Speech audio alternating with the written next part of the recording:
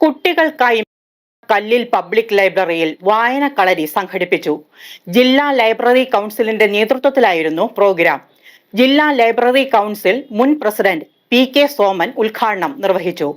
പ്രശസ്ത സാഹിത്യകാരൻ സുരേഷ് കീഴിലം കഥാശില്പശാല നയിച്ചു. മധ്യവേനൽ അവധിക്കാലത്ത് കുട്ടികളുടെ മലയാള ഭാഷാ പഠനവും വായനയും പ്രോത്സാഹിപ്പിക്കുക എന്ന ലക്ഷ്യത്തോടെ കേരള സ്റ്റേറ്റ് ലൈബ്രറി കൗൺസിൽ വായനാശാലകൾ കേന്ദ്രീകരിച്ച് വിവിധ പരിപാടികൾ നടത്തിവരികയാണ്. അതിന്റെ ഭാഗമായി മേദല കല്ലിൽ പബ്ലിക് ലൈബ്രറിയിലെ ബാലവേദി പ്രവർത്തകർ വായനാക്കളരി സംഘടിപ്പിച്ചു. ജില്ലാ ലൈബ്രറി കൗൺസിലിന്റെ നേതൃത്വത്തിലായിരുന്നു പ്രോഗ്രാം. ജില്ലാ ലൈബ്രറി കൗൺസിൽ മുൻ പ്രസിഡന്റ് പി.കെ. സോമൻ പരിപാടികൾ ഉദ്ഘാടനം ചെയ്തു. നടക്കുന്ന ഈ കുട്ടികളുടെ മാനസികോല്ലാസത്തിനും അവരുടെ കലാപരമായും കായികമായും ബുദ്ധിപരമായും എല്ലാ കഴിവുകളെ വികസിപ്പിക്കുന്നതിന് വേണ്ടിയിട്ടുള്ള ഒരു സർഗാത്മക ശില്പശാലകളുടെ ഒരു സംഗമമാണ് നടന്നു വരുന്നത്. മെയ് 1 തീയതി ആരംഭിച്ച് 24 തീയതി സമാപിക്കുകയാണ്. ഈ ഒരു മാസക്കാലത്തിനിടയിൽ നിരവധി കാര്യങ്ങൾ നമ്മുടെ ബാലവേദിയിലെ കുട്ടികൾക്ക് പരിശീലനം കൊടുക്കുന്നതിന് വേണ്ടിയാണ് ഈ പദ്ധതികൾ ഉദ്ദേശിക്കുന്നത്. അതിൻ്റെ ഭാഗമായി നിരവധി പരിശീലനങ്ങൾ ഇപ്പോൾ നടന്നു കഴിഞ്ഞിട്ടുണ്ട്. തുടർന്ന് 12 തീയതിയാണ് കുറേ കൂടി നിങ്ങൾക്കെല്ലാം താല്പര്യമുള്ളൊരു വിഷയമാണ് നാടൻ പാട്ടുകൾ. അതിൻ്റെ ശില്പശാല നടക്കുന്നുണ്ട്. ഇന്ന് ഈ ശില്പശാല നടക്കുന്നതിൽ പങ്കെടുക്കുന്ന മുഴുവൻ പേരെയും താലൂക്ക് ലൈബ്രറി കൗൺസിലിന് വേണ്ടി അഭിവാദ്യം ചെയ്തുകൊണ്ട് പ്രശസ്ത സാഹിത്യകാരനും മാധ്യമപ്രവർത്തകനുമായ സുരേഷ് കീഴിലം കഥാശില്പശാല നയിച്ചു. ഈ വിഷയങ്ങൾ ഇപ്പം ജീവിതം എന്ന് പറയുന്ന സാധനം ഞാൻ എഴുതുന്ന പോലെ ആയിരിക്കില്ല പ്രദീപ് എഴുതുക, പ്രദീപ് എഴുതുന്ന പോലെ ആയിരിക്കില്ല സോമൻചേട്ടൻ എഴുതുക, സോമൻചേട്ടൻ എഴുതുന്ന പോലെ ആയിരിക്കില്ല ആ മോൾ എഴുതുക. എല്ലാവരും എഴുതുന്നത് വളരെ വ്യത്യസ്തമായിരിക്കും. ഒരൊറ്റ വിഷയം മരണം എന്ന് പറഞ്ഞ കാര്യത്തെ നമ്മൾ ഇവിടെ ഇരിക്കുന്ന എല്ലാവരും കാണുന്നത് വളരെ വ്യത്യസ്തമായിട്ട് രീതിയിലായിരിക്കും.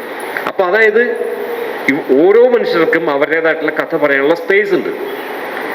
മറ്റൊരാൾ പറഞ്ഞത് കൊണ്ട് ഇനി ആ വിഷയം എനിക്ക് പറയാൻ പറ്റില്ലല്ലോ എന്ന് ചിന്തിക്കേണ്ട കാര്യമേ ഇല്ല. എനിക്ക് എൻ്റെ കഥ പറയാൻ പറ്റും, എൻ്റെ ചുറ്റുപാടുള്ള കാര്യങ്ങൾ എനിക്ക് പറയാൻ പറ്റും. അങ്ങനെ സത്യസന്ധമായിട്ട് നമ്മൾ പറഞ്ഞിട്ടുണ്ടെങ്കിൽ അത് തീർച്ചയായിട്ടും ഒരു നല്ല കഥയായി മാറുകയും ചെയ്യും. പെരുമ്പാവൂരിനെ സംബന്ധിച്ച് പറയാനുള്ളൊരു പ്രധാനപ്പെട്ട കാര്യം കൂടി പറഞ്ഞുകൊണ്ട് ഞാൻ അവസാനിപ്പിക്കുകയാണ്. പെരുമ്പാവൂർ വലിയ കഥാകാരന്മാരുണ്ടായിരുന്നൊരു സ്ഥലമാണ്. അതിൽ ഏറ്റവും പ്രധാനപ്പെട്ട ഒരാൾ മലയാറ്റൂർ രാമകൃഷ്ണനാണ്. മലയാറ്റൂർ രാമകൃഷ്ണൻ മലയാറ്റൂരിൽ നിന്ന് പേര് കേൾക്കുമ്പോൾ നമ്മൾ ഓർക്കും അദ്ദേഹം മലയാറ്റൂരുകാരനാണെന്ന്. മലയാറ്റൂരുകാരനായിരുന്നില്ല, അദ്ദേഹം തോട്ടുകയാണ് താമസിച്ചിരുന്നത്. അദ്ദേഹം പക്ക പെരുമ്പാവൂരുകാരനായിരുന്നു. പെരുമ്പാവൂരായിരുന്നു അദ്ദേഹത്തിൻ്റെ പ്രവർത്തനം ഒക്കെ ഉണ്ടായിരുന്നത് ആദ്യകാലത്ത്. പിന്നെ അദ്ദേഹം കളക്ടറും പ്രിൻസിപ്പൽ സെക്രട്ടറിയൊക്കെ ആയിട്ട് പോയി ആയിരുന്നു. അപ്പോൾ എന്തായാലും മലയാറ്റൂർ രാമകൃഷ്ണൻ ഒത്തിരി കഥകളും നോവലുകളും സിനിമയ്ക്ക് തിരക്കഥയും ഒക്കെ എഴുതിയിട്ടുള്ള വളരെ പ്രശസ്തനായിട്ടൊരു ആളാണ്, പെരുമ്പാവൂരുകാരനാണ്. അതേപോലെ മറ്റൊരു കഥാകൃത്ത് നമ്മുടെ എന്നെ സംബന്ധിച്ച് എൻ്റെ ഏറ്റവും പ്രിയപ്പെട്ട കഥാകൃത്ത് MP നാരായണപിള്ള. പുല്ലുവഴിയിലാണ് അദ്ദേഹം ജനിച്ചത്. അദ്ദേഹത്തെ പോലെ കഥ എഴുതിയ ഒരാൾ മലയാളത്തിലില്ല. P.K. ഉദയനൻ ആമുഖ പ്രഭാഷണം നടത്തി.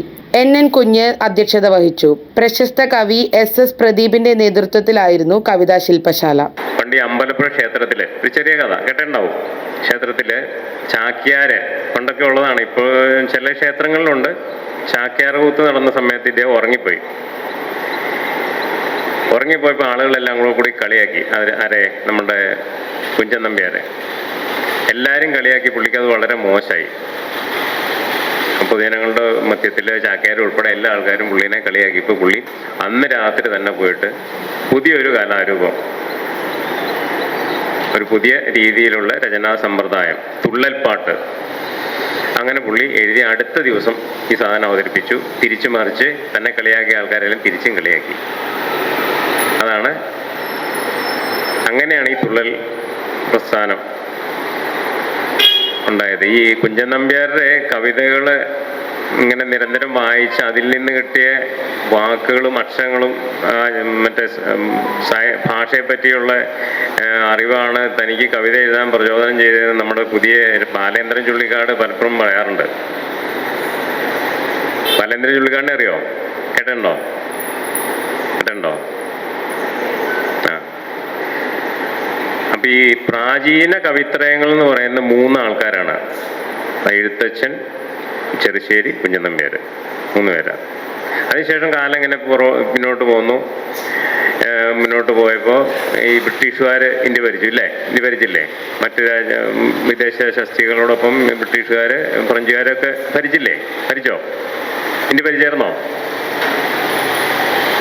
അറിയാമോ? ഓർക്കണ്ടോ? അപ്പം അങ്ങനെ ഭരിച്ചു വന്നപ്പോൾ നമ്മൾ വിദേശത്തെ പാശ്ചാത്യ രാജ്യത്തെ സാഹിത്യമായിട്ട്, ഇംഗ്ലീഷ് സാഹിത്യമായിട്ടൊക്കെ ഇവിടെയുള്ള ആളുകൾക്ക് ബന്ധം വന്നു. ബാലവേദി ചെയർമാൻ മീനാക്ഷി മധു, ബാലവേദി കൺവീനർ നിവേദിത പ്രമോദ്, EM പൗലോസ് എന്നിവരായിരുന്നു വായനാ കളരിയുടെ അണിയറയിൽ. രാമ രഘുരാമ നാം ഇനിയും നടക്കാം, രാവിനു മുൻപേ കനൽക്കാട് താണ്ടാം.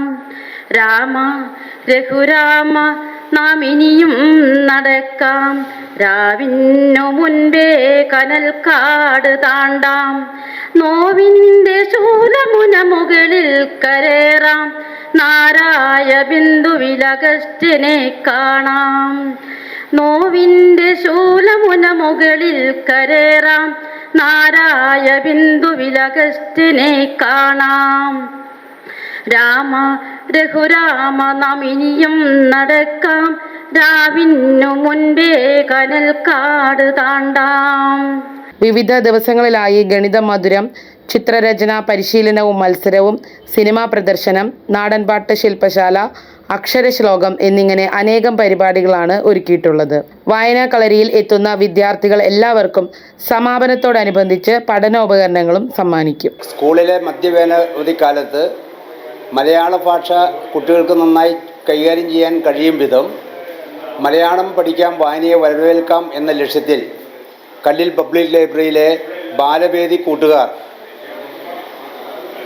ആരംഭിച്ചിട്ടുള്ള ഒരു പദ്ധതിയാണ് കല്ലിൽ ലൈബ്രറിയിൽ നടന്നു വരുന്നത്. മെയ് 1-ാം തീയതിയായിരുന്നു ഇതിൻ്റെ ഉദ്ഘാടനം. 24-ാം തീയതിയാണ് ഇതിൻ്റെ സമാപനം. 24-ാം തീയതി പങ്കെടുത്ത മുഴുവൻ കുട്ടികൾക്കും പഠനോപകരണങ്ങൾ വിതരണം ചെയ്യും. ഇന്നിപ്പോൾ 9-ാം തീയതി മലയാള കഥയും കവിതയും എങ്ങനെ രചിക്കാം എന്നത് സംബന്ധിച്ച് ഉള്ള പാഠ്യഭാഗമാണ് നടന്നിട്ടുള്ളത്. കുട്ടികൾ പങ്കെടുത്ത ഏവർക്കും നന്ദി രേഖപ്പെടുത്തുന്നു. News desk, media city, Perumbavoor.